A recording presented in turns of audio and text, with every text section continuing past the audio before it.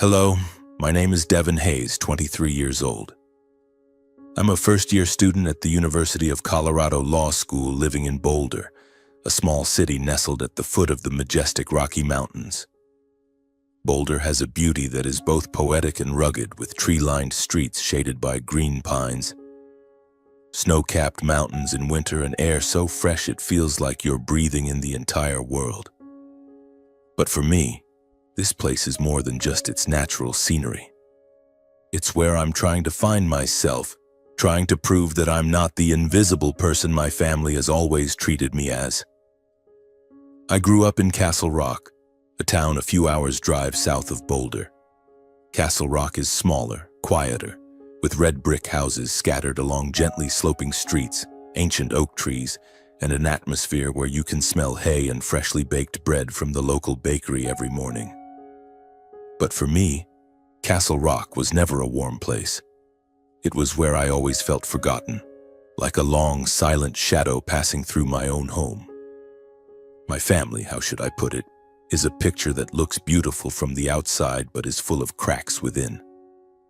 My father, Richard Hayes, is a small-scale real estate investor.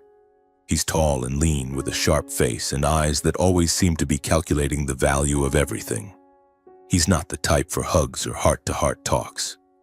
To him, everything can be reduced to money, even emotions. Old people should know their place and not be a burden to their children, he once said at dinner, his voice as flat as if he were reading a financial report. I just bowed my head, swallowing the anger inside, because I knew he was referring to my grandmother, someone I love more than anyone. My mother, Cynthia Hayes, is the opposite, but not in a better way. She's an administrative manager at a cosmetic surgery center in downtown Denver. She always appears with perfectly curled blonde hair, glossy red manicured nails, and a smile I'm certain she's practiced in front of the mirror hundreds of times. Mom is a perfectionist, wanting everything to be beautiful and flawless, from the way the dinner table is set to how her children must perform in the eyes of the neighbors. But that perfectionism comes with comparison. And in those comparisons, I'm always the loser. Look at Kyle and learn from him. He knows how to make things happen, she often says, her voice brimming with pride when talking about my older brother. Kyle, my eldest brother, is 29 and the pride of the family. He earned an MBA from Arizona State University and now runs a tech startup in Austin, Texas. In my parents' eyes, Kyle is the embodiment of success. A luxurious apartment, international business trips, and online articles praising him as a promising young entrepreneur. But I know that behind the glitz, Kyle is struggling. His company is facing financial difficulties, though he's never admitted it. I heard from a mutual friend that he's taken on a large loan to keep the business afloat. But to my parents, Kyle remains the golden standard, the reason they constantly compare me to him. Devin, why can't you be a bit more like your brother? Mom once asked, her eyes full of disappointment. I just gave a faint smile, not responding, because I know no matter what I say, she wouldn't listen. Then there's my younger sister, Avery, 19, a freshman at a small college in Denver. Avery is the kind of person who always knows how to make people like her. She's lively, outgoing, always smiling, and has a ton of friends on social media. The happy family photos she posts on Instagram often get hundreds of likes. But if you look closely, you'll notice something. I'm rarely in those photos. Once I jokingly asked Avery, "Why don't you ever tag me in the family pictures?" She just laughed, a carefree but cutting laugh. "Oh, Devin, you're busy with law school. Who would dare bother you?" I knew that wasn't the real reason. Avery, like my parents, doesn't really care about me. To her, I'm just a faint part of the perfect family picture she wants to create. In that family, the only person who truly saw me, who truly listened to me, was my grandmother, Lorraine Hayes. She lives alone in an old house on the outskirts of Fort Collins, about an hour-and-a-half drive from my school. Her house is a special place, like a world separate from the noise of life. It's small, weathered with chipped wooden window frames and a little garden full of wildflowers that she still tends to, even at nearly 80 years old. Grandma is a petite woman with snow-white hair and warm brown eyes that always shine with kindness. After my grandfather passed away 4 years ago, she's lived alone but never complains. She always told me, "Devin, as long as you live true to your heart, that's enough." Those words mean more to me than any praise from my parents. I still remember summer afternoons in Castle Rock when I was a kid. While my parents were busy with work and Kyle was off bragging about his school awards, I'd run to Grandma's house. She'd sit in her armchair telling me stories about my grandfather, a dedicated lawyer who inspired me to pursue law. "Your grandfather always said that law isn't just about winning cases. It's about protecting those who can't protect themselves," she'd say in her warm, steady voice. I'd sit there listening, feeling seen and understood, a feeling I never found at home. But things started to change after Grandpa passed away. Grandma hasn't been as sharp as she used to be. Some days she calls me Henry, my grandfather's name. Other times she forgets what day it is. I've noticed her memory is declining, but she's still physically fine. She can still cook for herself and tend to her garden, though sometimes she forgets why she's doing it. I'm worried, but every time I bring it up with my parents, they brush it off. "She's old. Being forgetful is normal," Dad says coldly. Mom adds, "Why are you worrying about her? She has her own house, her pension, she can take care of herself." I don't understand. How can they talk about Grandma, the person who raised them, who loved them, like she's some old, useless object? The feeling of being forgotten doesn't just come from my parents or siblings. It's like a contagion in my family. One Christmas, I came home with small gifts for everyone. A law book for Kyle, a knitted scarf for Mom, and a landscape painting I made for Dad. But throughout dinner, no one mentioned my gifts. Mom only talked about Kyle's Europe trip, and Dad asked Avery about her summer plans. I sat there eating cold cuts, feeling like an uninvited guest. When I got up to clear the table, Avery didn't even look up from her phone. "Thanks, Devin," she said, but her tone made it clear it was just to get it over with. I'm not the type to hold grudges. I've learned to accept that I'm not the center of this family. But deep down, I've always hoped that one day they'd see me, truly see me, the way Grandma does. She's the only one who never forgets my birthday, who always asks about my dreams and fears.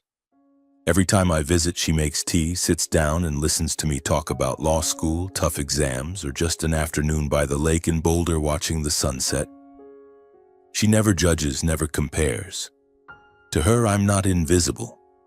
I'm Devin, her grandson, the one she loves. But I can't deny there's a growing distance between me and Grandma. Not because I don't want to be close to her, but because of time and geography. Fort Collins isn't far from Boulder, but for a first-year student like me, driving over an hour and a half every weekend isn't always easy. I'm busy with coursework, study groups, and late nights studying for exams. Every time I call her, I tell myself, this weekend I'll visit her. But then the weekend comes and I get caught up in deadlines, plans with friends, or just exhaustion that makes me want to sleep in. I reassure myself that she's fine, that she can still take care of herself. But deep down, I know I'm making excuses. Everything changed one Friday afternoon when I got a text from her. It was short. "Devin, are you free this weekend? I made a birthday cake and want you to try it." I stared at the message, my heart tightening. Her birthday. Her 79th. I'd almost forgotten. I checked my schedule and realized I had no major exams or deadlines that weekend. I texted back, "I'll be there, Grandma. Wait for me." I didn't know that visit would change everything. It wasn't just an ordinary birthday. It was the start of a storm, a truth I never could have anticipated. Then a journey where I would have to confront my own family, the very people I once believed were where I belonged. The drive from Boulder to Fort Collins that day felt longer than I expected. It wasn't the distance, about an hour and a half if the roads were clear, but the thoughts that kept surging in my mind. Interstate 25 stretched out before me. flanked by golden sun-scorched fields of dry grass and patches of deep green pine forests.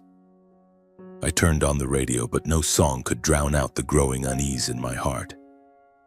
I wondered, how is Grandma doing? Is she really okay, as I've been telling myself?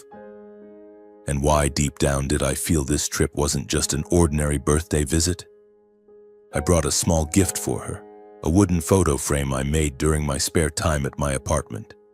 Inside was a picture I took of her last summer, standing in her garden, holding a watering can, smiling brightly under the sunlight. It was one of the rare moments I saw her truly happy after Grandpa passed away. I hoped the frame would bring her joy, reminding her that I'm always here, no matter how busy life gets. As I turned onto the road leading to her house on the outskirts of Fort Collins, my heart tightened. The house came into view, small and weathered, with a faded gray tiled roof and chipped wooden window frames. The front garden was still vibrant with wildflowers, golden daisies, lavender, and a few wild roses she loved. But something felt off. The house seemed quieter than usual. No smoke rose from the chimney, no warm light glowed from the living room. I told myself she might be resting or busy in the kitchen with the birthday cake she mentioned. I parked the car, grabbed my bag, and stepped onto the porch. The wooden door creaked as I pushed it open. "Grandma, I'm here," I called, my voice deliberately loud and cheerful, hoping to surprise her. But there was no response. I stepped inside, the familiar scent of old wood and herbal tea filling the air. The living room was as it always was, a floral upholstered armchair, a small wooden table with a vase of dried flowers, and the wedding photo of Grandma and Grandpa hanging on the wall. But the silence was eerie. No sound of footsteps, no soft humming of a tune, the things I usually heard when I visited. "Grandma?" I called again, my voice lower now, tinged with worry. I walked through the short hallway to the kitchen, and there she was. Grandma sat alone at the dining table in front of a small, beautiful birthday cake covered in white frosting and decorated with a few strawberries. She wore the light blue sweater I gave her last year, her silver hair neatly tied back. But what made my heart stop was her expression. Empty, lost, as if she were staring into some distant place, not this kitchen. "Grandma, it's me," I said, stepping closer, forcing a smile. She looked up, her warm brown eyes brightening slightly as she recognized me. "Devin," she whispered, her voice hoarse but full of affection. "You're here. I made this cake, but..." She paused, looking down at the cake, then back at me, her eyes flickering with confusion. Why did I make it? Is it someone's birthday? It felt like someone had punched me in the chest. It was her birthday, her 79th, and she had forgotten. I tried to stay calm, sitting down beside her and placing my hand on hers. Her hand was cold, fragile, her thin fingers trembling slightly. "It's your birthday, Grandma," I said as gently as I could. "I came to eat cake with you." She smiled, but it was a weak smile, as if she were trying to process what I'd said. "Oh, my birthday?" she repeated, looking at the cake. "So I must have made this for myself, but why are you the only one here? Where are your parents? Your siblings?" Her question cut like a knife. I glanced around the small kitchen, hoping for some sign of anyone, Dad, Mom, Kyle, or Avery. But there was nothing. No one. The table was set for just two, with 2 small plates and 2 old forks. No signs of a birthday celebration. No flowers, no gifts, not even a card. Just her homemade cake, and me. "They must be busy, Grandma," I lied, trying to hide the anger rising inside me. "But I'm here now. Let's eat the cake, okay?" I stood up, grabbed a knife, and cut a slice for her, placing it on her plate. She nodded, but her eyes remained distant, as if she were trying to recall something. We ate in silence, the only sound the ticking of the wall clock. The cake was delicious, but every bite I swallowed felt bitter. Not because of the cake, but because of the truth dawning on me. After we finished, I cleared the table, trying to act normal. Grandma sat there watching me, then suddenly said, "Devin, have you seen your grandfather? He said he'd be home for my birthday. My heart clenched again. Grandpa had been gone for 4 years. I didn't know how to respond, so I took her hand, smiled, and lied to comfort her. Grandpa's at the market, Grandma. Don't worry. He'll be back soon. She nodded, but I knew she didn't fully understand. I couldn't take it anymore. I stepped out onto the porch, pulled out my phone, and dialed Dad. It rang a few times before he picked up. "Devin, what's up?" His voice was cold, as if I were interrupting him. "Today's Grandma's birthday," I said, struggling to keep my voice steady. "Why isn't anyone here? Where is everybody?" There was a long pause. Then he replied, his tone flat. "Oh, we're all skiing in Aspen. Kyle wanted the whole family to go, so your mom and Avery came along. The weather's nice this weekend, you know." I felt my face flush with anger. "Skiing?" I repeated, my voice trembling. "You knew it was Grandma's birthday, didn't you? Why didn't anyone tell me about the trip? Why isn't anyone here with her?" "Devin, calm down," Dad cut in, sounding slightly impatient. "It's just a birthday. They happen every year. Besides, Grandma has you there, right? Your mom sent her some money last week. She's not lacking anything." I hung up, unable to listen to another word. I looked at Grandma, still sitting there, her fingers fidgeting with the edge of the tablecloth, her eyes lost. The anger inside me flared like a wildfire. My family, the people I once thought I belonged to, hadn't just abandoned me, they'd abandoned her. The woman who spent her life loving and caring for them was now treated like something disposable, not worth their time. I sat back down beside her, fighting back tears. "Grandma, can I stay with you for a few days?" I asked. She looked at me and smiled, but it was a lifeless smile, not like the ones she used to give. "You're such a good boy, Devin," she whispered. "You're just like your grandfather." That night I lay on the old bed in the living room, listening to the wind whistling through the gaps in the windows. The house was cold, but not as cold as my heart felt. I thought about my parents, Kyle, Avery, the happy family photos that didn't include me, and how easily they forgot Grandma, the woman who was once the heart of this family. I wondered, what made them this way? And what could I do to protect her, to hold on to the love I once believed in? I didn't know that just a few days later things would get even worse. The storm I sensed today was only the beginning. The truth I was about to uncover would make me see my family in an entirely new light and force me to stand up, not just for Grandma, but for myself. The days following Grandma's birthday, I decided to take a few days off from school to stay in Fort Collins. I told my professor I needed time to handle family matters. A vague excuse, but enough to get approved. Truthfully, I didn't know what I was trying to resolve. All I knew was that after that heartbreaking birthday, I couldn't go back to Boulder, couldn't resume my normal life with the image of Grandma sitting silently by her birthday cake haunting me. I needed to be here, with her, to ensure she wasn't alone, that she still had someone who cared. Grandma's house remained a sanctuary despite its age and the marks of time. Every morning I woke up early, brewed tea for her, and joined her in the small backyard garden. She liked sitting on the old wooden chair, watching me pull weeds or water the lavender bushes.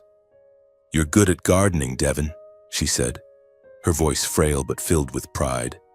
I just smiled, hiding my sadness. She didn't know I was doing these things not only to help her, but to hold on to the rare moments in this house, a place that preserved memories of Grandpa. A place where I still felt I belonged.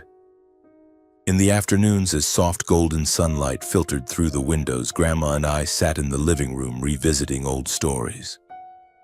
She talked about Grandpa, about their youth when he was a passionate young lawyer in Fort Collins. "Your grandfather used to say that the law is about protecting justice, but justice isn't always found in books," she recounted, her eyes lighting up as if reliving those days.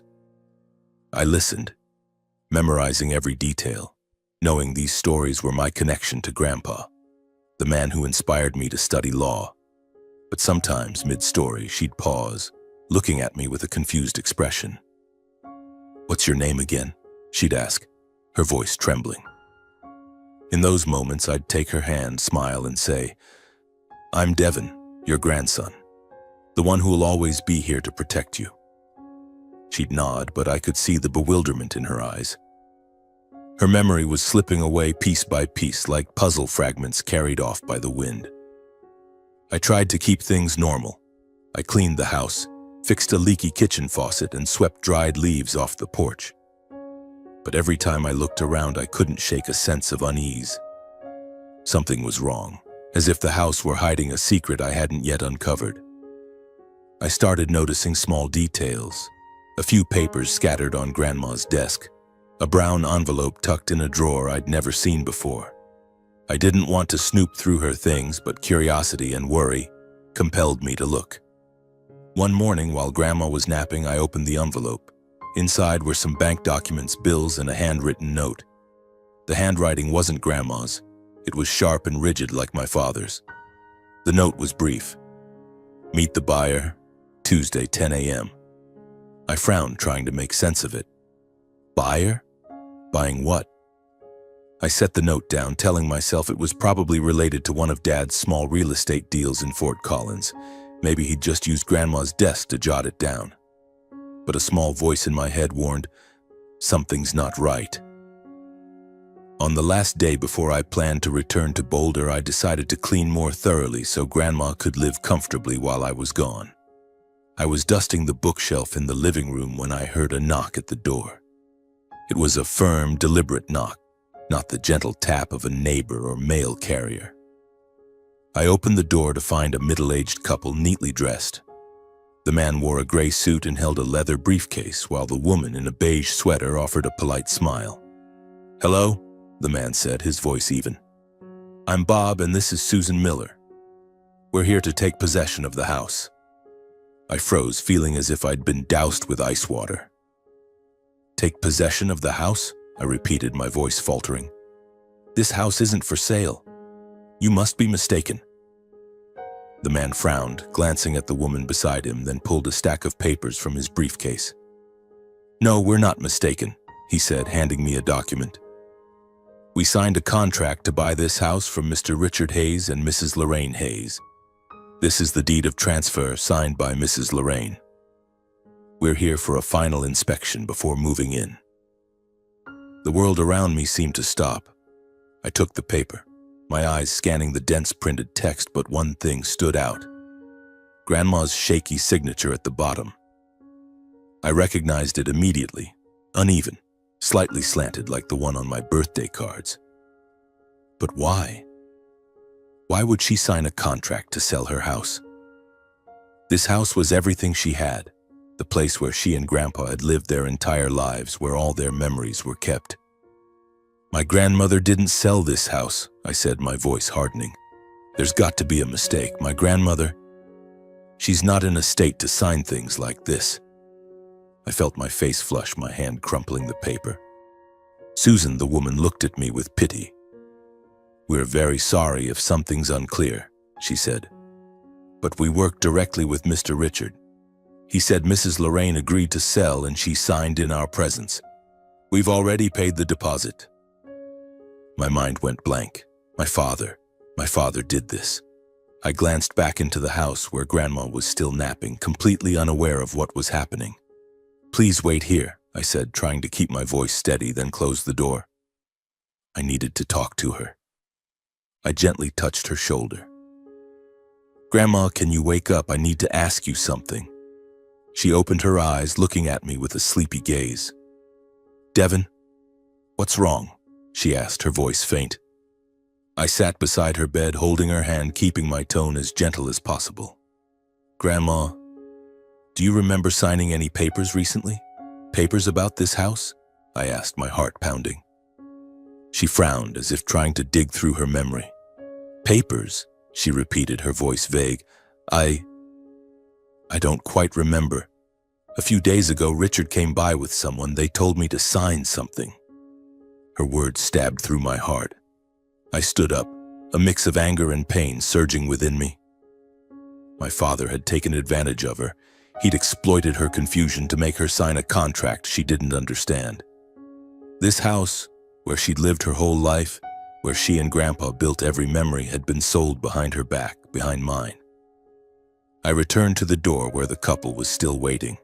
Bob, the man, stood tall, still holding his briefcase, his eyes cold and assessing. Susan offered an awkward smile, but it didn't hide her impatience. I tried to stay calm, though my hand gripped the deed so tightly my knuckles turned white. "I'm sorry," I said, my voice trembling but resolute. "There's been a huge mistake. My grandmother isn't capable of signing this contract. I'll handle this. Please leave." Bob frowned, exchanging a quick glance with Susan before speaking. "Devin, is it?" he said, his tone calm but firm. "We understand you're surprised, but the contract is signed.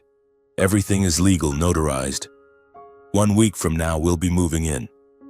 We hope your family can arrange to clear out and leave by then." His words hit me like a punch to the chest.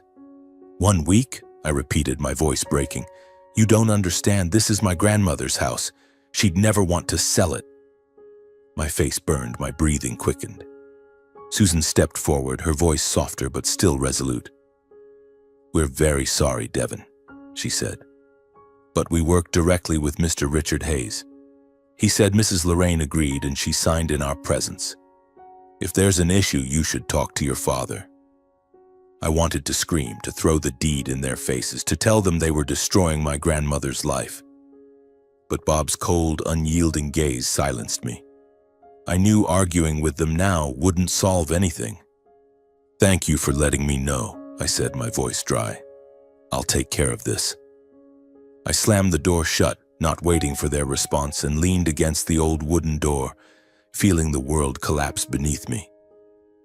I looked around the house, the armchair where Grandma loved to tell stories, the wedding photo of her and Grandpa on the wall, the small garden outside the window with lavender bushes swaying gently in the breeze. All of this, all these memories had been sold by my father like some commodity, and now I had 1 week to stop it. Grandma, the woman I loved most, had been betrayed by her own son, and I, who always thought I could protect her, had been completely unaware. I grabbed my phone and dialed Dad's number. Each ring felt like a knife stabbing deeper into my chest. Finally, he picked up. "Devin, what's it now?" His voice was cold, as if I were an employee bothering him during his lunch break. "Dad, I want the truth," I said, my voice firm despite my pounding heart. "You forced Grandma to sign a contract to sell her house, didn't you? She didn't know what she was signing. You took advantage of her confusion to sell this house. Why? For what?" There was a long silence, so long I thought he'd hang up. Then he responded, his voice still calm but with a hint of strain. "Devin, you're blowing this out of proportion. She agreed. She signed. Everything's legal. You weren't here. You don't know." "Legal?" I cut him off, my voice rising, unable to hold back. "You call it legal to coerce someone who's not mentally sound into signing papers? You knew she's been struggling with her memory. You knew she couldn't understand what she was signing, and now they're saying they'll move in a week. Where's Grandma supposed to go, a nursing home or out on the street?" "Don't talk to me like that," Dad snapped, the first time I'd heard him lose his composure. "You think I did this for fun? Do you know how much debt Kyle is in? His company is on the verge of bankruptcy. If we don't help him, the whole family will lose everything. Grandma's house, it's just an old house. She doesn't need it anymore. We'll find somewhere else for her." I was stunned, as if I'd been slapped hard across the face. Kyle. It was all for Kyle. Dad had sold Grandma's house, the place where she and Grandpa had lived their entire lives, where all their memories were held, to save Kyle's company. Anger surged within me, but beneath it was pain. The pain of betrayal. "So you chose Kyle over Grandma," I said, my voice trembling. "You're willing to sacrifice her to save him, aren't you?" Dad went silent. I heard him sigh over the phone, but there was no explanation, no apology. "Devin, you don't understand," he finally said, his voice cold again. "This is for the good of the whole family. You need to grow up and accept it." I hung up, my hands shaking so badly I nearly dropped the phone. The The good of the whole family? Those words cut like a knife. Weren't Grandma and I part of that whole family? I sank into a chair, my mind reeling. I thought of Mom, of Avery, wondering if they knew about this. Did Mom agree with Dad? Did Avery, with her happy family Instagram posts, know that Grandma was being pushed out of her own home? I called Mom. The phone rang, but she didn't pick up. I tried again, this time sending a text. Mom, I need to talk. It's about Grandma. Urgent. 30 minutes passed, and there was still no reply, no callback. My heart felt like it was being crushed. I thought of Kyle, of Avery. I dialed Avery's number, but she didn't answer. I texted, Avery, do you know about Grandma's house being sold? What do you think about this? No response. I wasn't surprised. Avery always avoided confrontation, always sided with our parents. I sat there in Grandma's living room, feeling more alone than ever. My family, the people I once thought I belonged to, had betrayed not only Grandma but me as well. I felt like I was standing on the edge of a cliff, with my love for Grandma on one side and the harsh truth about my family on the other. I didn't know what to do, but I knew I couldn't let this end like this. The next morning, I decided to act. I called my civil law professor, Margaret Stein, a strict but fair woman who once told our class, "The law is meant to protect the vulnerable if you know how to use it." I briefly explained the situation, trying to keep my voice steady despite the storm inside me. "Professor, I need advice. My grandmother was coerced into signing a contract to sell her house when she wasn't mentally competent. What can I do to stop this?" Professor Stein was quiet for a moment, then replied, "Devin, if your grandmother wasn't mentally competent at the time of signing, the contract could be declared void. But you'll need evidence. Medical records, witnesses, anything that proves she wasn't aware of her actions. Can you gather those?" "I'll try. Thank you, Professor," I said, feeling a flicker of hope. After the call, I went to the local clinic in Fort Collins and met with Dr. Harris, who had been treating Grandma since last year. I explained the situation briefly. Dr. Harris nodded and said, "I'll provide copies of her medical records. 6 months ago, we noted that Mrs. Lorraine was showing signs of cognitive decline. She often confuses time and forgets recent events." I breathed a sigh of relief, feeling like I'd found a ray of light in the darkness. But I knew the journey was far from over. I needed more evidence. I thought of Mrs. Helen, Grandma's neighbor, who often visited and chatted with her over the fence. I decided to see her that evening. When I knocked on her door, Mrs. Helen greeted me with a sad smile. She confirmed that Grandma was no longer as sharp as she used to be, often forgetting things. She even recalled the day 2 weeks ago when my father brought 2 strangers to Grandma's house. What Mrs. Helen provided felt like the final piece of the puzzle. I was both relieved and furious. Relieved because I had another witness. Furious because the truth was becoming painfully clear. My father had deliberately taken advantage of Grandma, fully aware she couldn't understand what she was doing. That night, I sat in the living room drafting a plan.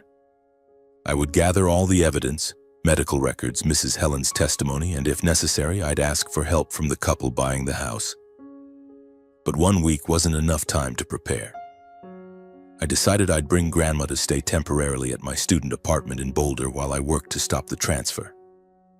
I knew I was confronting my own family, my parents, who always saw me as invisible. But this time I wouldn't let them ignore me. I would stand up for Grandma and for myself. The next morning, I helped Grandma pack her things to go to Boulder. I didn't want her to stay here, not when that couple could return any moment with keys, claiming the house as theirs. "Grandma, I want to take you to my place for a few days," I said, keeping my voice gentle as if it were just a casual trip. "Boulder's beautiful. You'll like it." Grandma looked at me, her eyes hazy but still holding a glimmer of trust. "You want me to go with you, Devin?" she asked, her voice frail. "I don't want to be a burden." "You're not a burden, Grandma," I replied, taking her hand, swallowing the ache in my chest. "I want you close to me, just for a few days." She nodded, giving a weak smile, and I began packing a few clothes, the notebook she often wrote in, and the wedding photo of her and Grandpa. When I placed the photo in the bag, she suddenly grabbed my hand and whispered, "Don't lose it, Devin. It's a memory of me and your grandfather." I nodded, my throat tightening. I wouldn't let anything of hers be lost, not just the photo, but the house, the memories, everything. The drive to Boulder was long and quiet. Grandma sat in the passenger seat, staring out the window, occasionally murmuring about the dry fields or the distant Rocky Mountains. I kept the radio on low, but my mind wasn't here. I thought of my parents, Kyle, Avery. How could they do this to her? How could they treat Grandma, the woman who raised them, loved them, like a burden to be discarded? My student apartment in Boulder was tiny, barely enough room for a bed, a desk, and a small kitchen corner. I gave Grandma the bed and spread a blanket on the floor for myself. She looked around, smiling. "This place is cozy, Devin. Are you doing okay here?" I nodded, though I knew I was lying. This place wasn't meant for her. No garden, no armchair, no space for her to hold on to her fading memories. But at least here, she was safe. At least here, I could protect her. With the medical records and Mrs. Helen's testimony, I felt closer to saving the house. But I still needed to know more. Why had my parents done this? Where did the money from the house sale go? I decided to call Kyle. I needed to hear his explanation. The phone rang a few times before he picked up. "Devin, long time no talk." His voice came through, trying to sound cheerful, but I caught the tension in it. "What's up?" "You know about Dad selling Grandma's house, don't you?" I went straight to the point. "You know he coerced her into signing a contract when she wasn't lucid. Did the money from the house go to your company's account? Explain, Kyle." There was a long pause. Then Kyle sighed, his voice dropping. "Devin, you don't understand. My company's in serious trouble. I owe a huge amount of money. If I don't pay it off, everything I've built will collapse. Mom and Dad just wanted to help me." "Help you?" I nearly shouted. "By selling Grandma's house, by taking advantage of her? Do you know where she is right now? She's in my apartment because Mom and Dad were about to push her out of her home. Have you ever thought about her, Kyle? Or do you only think about yourself?" "Don't talk to me like that," Kyle snapped, his voice thick with anger. "You think I wanted this? You think I like relying on Mom and Dad? You have no idea what I'm dealing with, Devin. You're just a kid studying law, sitting there judging everyone." I hung up, my heart pounding. Kyle's words cut like a knife, but they confirmed what I'd suspected. My family had chosen Kyle, his interests, and discarded Grandma like something worthless. I sat in the apartment, watching Grandma sleep on the small bed, her breathing soft but faint. I felt utterly betrayed. No one in the family, except me, truly cared for or respected her. They'd turned her into a tool, a means to save Kyle, to preserve the perfect family image they always flaunted. I opened my laptop and began drafting a letter. Not an apology, not an explanation, a notice of intent to sue. I listed the charges: elder abuse, avoidable civil transaction due to lack of mental capacity at the time of signing. I emailed the draft to Professor Stein, asking if I had a chance of winning. She replied quickly, "Devin, with the evidence you have, this case has merit, but prepare yourself. This isn't just a legal battle, it's a family war." I knew Professor Stein was right. When I sent the notice of intent to sue to my parents via email with copies to Kyle and Avery, the response was immediate. Dad called, his voice practically a growl over the phone. "Devin, what the hell are you doing? Suing your parents? You're an ungrateful brat, tearing this family apart. Who do you think you are?" Mom called right after, her voice choked but not with remorse. "Devin, how could you do this to us? Do you want the whole world to know our family's a mess? Do you want to destroy Kyle?" I didn't respond, just quietly hung up. Their words no longer held weight with me. They'd chosen their path and I'd chosen mine. That night I sat by the window, moonlight streaming through the small apartment's glass. I thought of what Grandma once said. The law is for protecting those who can't protect themselves. I would do that, not just for her, but for myself. to prove I wasn't invisible. I would take this to court, and I would let the truth speak. The weeks that followed were a whirlwind of sleepless nights, phone calls, and relentless preparation. I wasn't a lawyer, just a first-year law student, but I knew I couldn't let this matter pass without a fight. I had Grandma's medical records, Mrs. Helen's testimony, and details about the suspiciously notarized transfer contract. I also reached out to the couple buying the house, Bob and Susan Miller, to ask if they'd be willing to testify. Though hesitant at first, Susan, with a sympathetic tone, agreed to appear in court. "We didn't know Mrs. Lorraine wasn't lucid," she said over the phone. "If we had known, we wouldn't have signed the contract." Her words offered a glimmer of hope, but I knew the trial wouldn't be easy. I was up against my parents and Kyle, people who not only had money but also the unshakable belief that they were always right. Professor Stein became my guide. She didn't represent me in court. I couldn't afford a lawyer, and I wanted to do this myself. But she helped me prepare documents, organize arguments, and practice presenting my case to a judge. "Devin, focus on two things," she said during a meeting in her university office. "First, prove that Mrs. Lorraine lacked the mental capacity to sign the contract. Second, demonstrate that your parents deliberately exploited that. You have evidence, but you need to present it clearly and persuasively." I nodded, memorizing every word. But every time I thought about standing in court facing my parents, my heart pounded. They weren't just defendants in a lawsuit. They were my family, or at least the people I once called family. I thought of Kyle, whom my parents always shielded, and Avery, who chose to stay on the sidelines, silent as if uninvolved. I wondered, would they show up in court? Would they look me in the eye and justify what they'd done? The trial date arrived faster than I expected.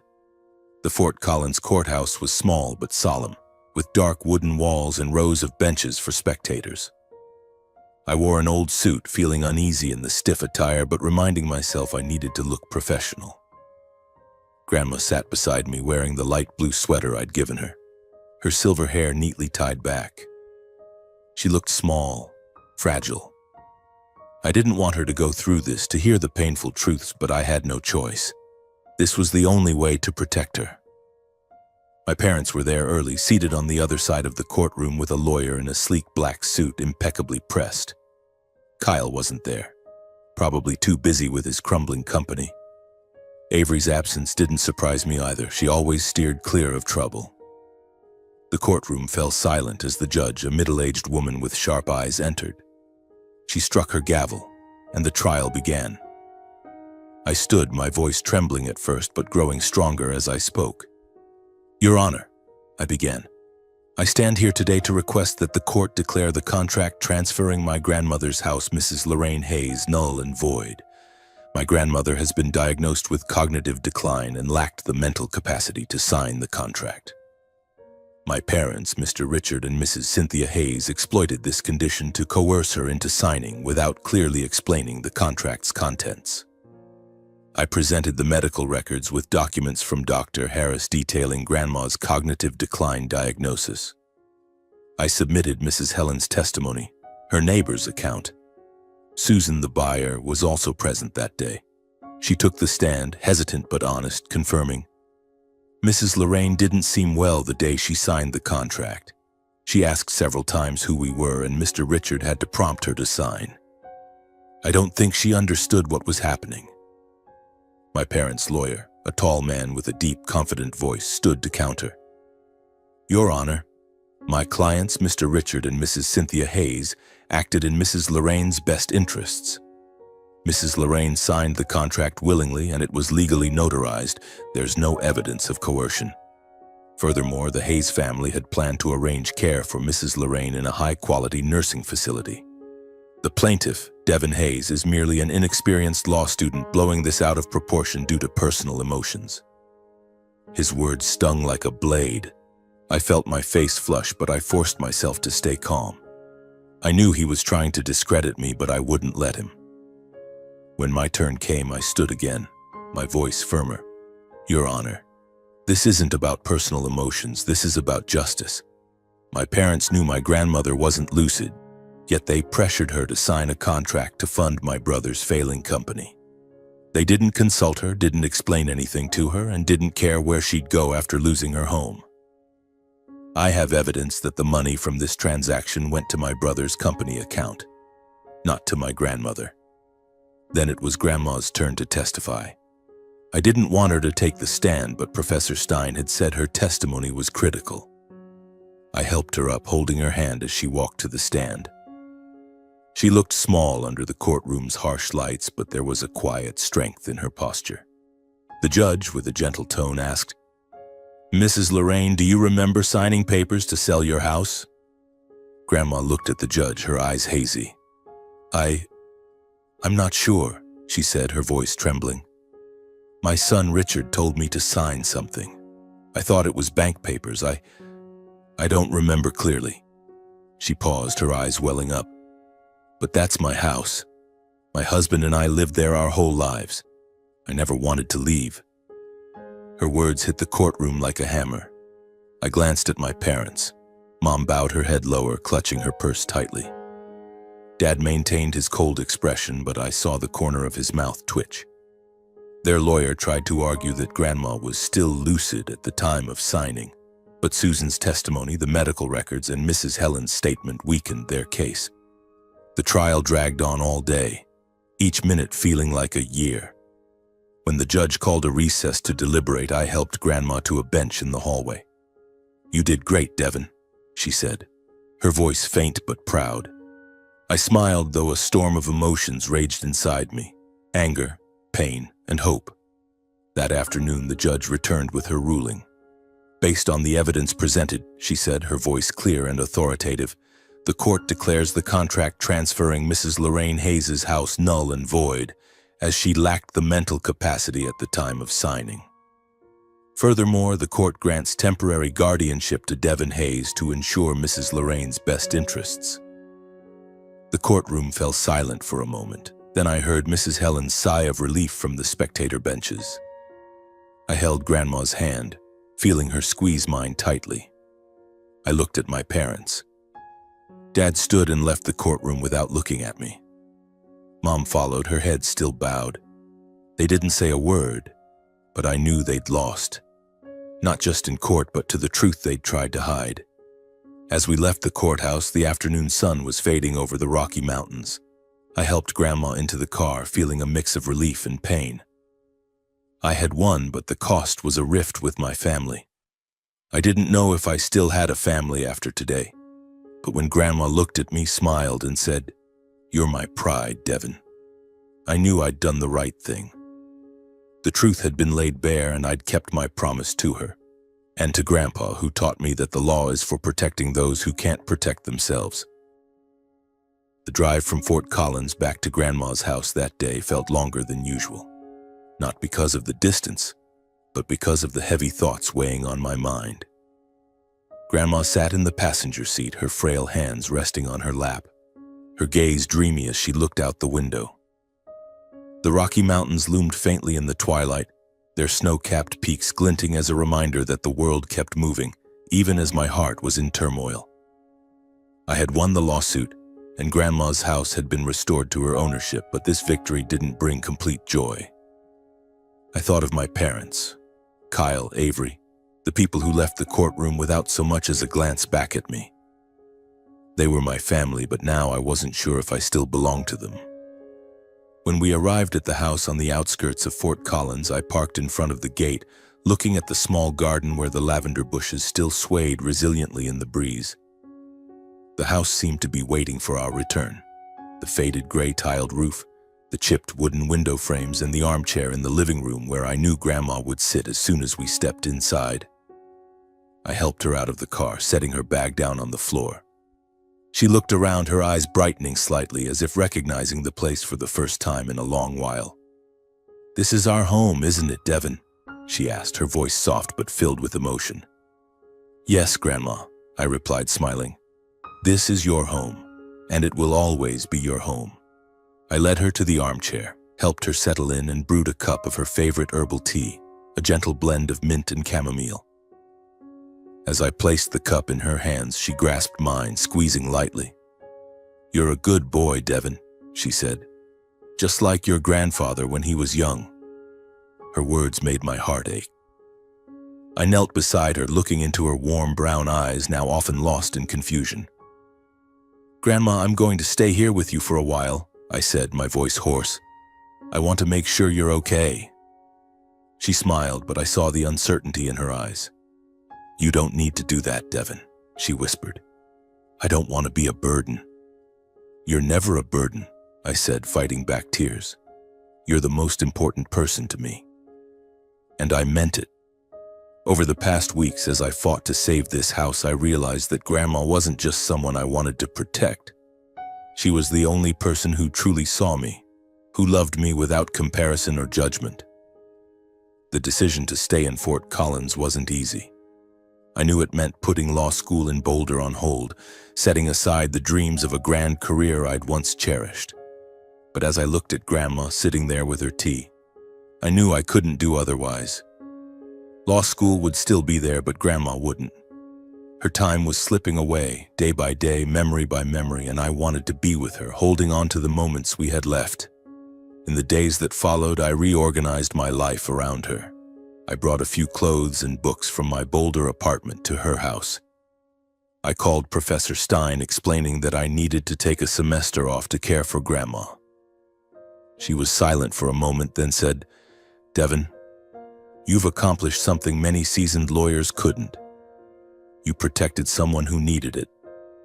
Law school will always welcome you back. Take care of your grandmother." Her words eased my mind, but also reminded me that the road ahead wouldn't be easy.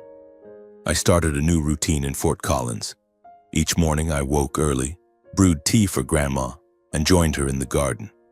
I learned how to care for the lavender bushes, how to pull weeds without damaging the roots. Grandma, despite her fading memory, showed me how to water properly, how to trim dead branches. "Plants are like people, Devin," she said once, her voice dreamy. "You have to care for them, love them, for them to thrive." I nodded, feeling her words were about more than just plants. They were about us. In the afternoons, I sat with her in the living room, listening to her recount old stories about Grandpa, their youth, the picnics by the lake when I was a child. Sometimes she called me by Grandpa's name, and I didn't correct her. I just smiled, held her hand, and let her live in the memories she still held. Those moments, however brief, were the most precious to me. But it wasn't always peaceful. The rift with my family remained an unhealed wound. After the trial, my parents didn't contact me. I heard from a mutual friend that Dad was furious, calling me an ungrateful son in front of his friends. Mom stayed silent, but I knew she was trying to preserve the perfect family image by avoiding mention of me. Kyle sent me a single text. "You've ruined everything, Devin. Hope you're happy." I didn't respond. As for Avery, she kept posting happy photos on Instagram, but I was no longer in any of them. I didn't regret it. My family had chosen their path, and I had chosen mine. One evening, as I was cleaning the kitchen, Grandma called me from the living room. "Devin, come here," she said, her voice soft but clear. I sat beside her, noticing she was holding the wedding photo of her and Grandpa. "You know," she said, her eyes bright with rare clarity, "your grandfather always said you'd do something great. I see him in you, the way you fight, the way you don't give up." I bowed my head, feeling tears well up. "I just wanted to do what's right, Grandma," I said. "I learned that from you and Grandpa."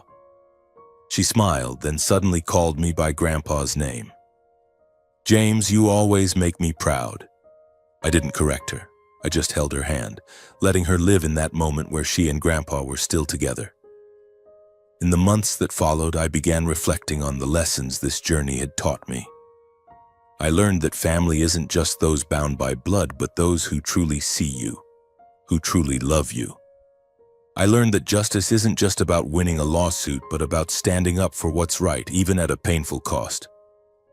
And I learned that sometimes the only person who still remembers you, truly remembers you, is the one you should never forget. One afternoon, as Grandma and I sat in the garden watching the sun set behind the Rocky Mountains, I thought about the future. I knew I'd return to law school someday, continue my dream of becoming a lawyer like Grandpa. But now I wasn't chasing ambitions to prove myself to anyone. I was doing it for myself, for Grandma, and for those who need protection. As the last rays of sunlight faded, Grandma took my hand and smiled. "You're my home, Devin," she said. I squeezed her hand, my heart full. Though my family had fractured, though the road ahead was still challenging, I knew I'd found where I belonged, right here with Grandma, in this house full of memories. "Sometimes the only person who still remembers you," I whispered, repeating the lesson this journey had etched into my heart, "is the one you should never forget."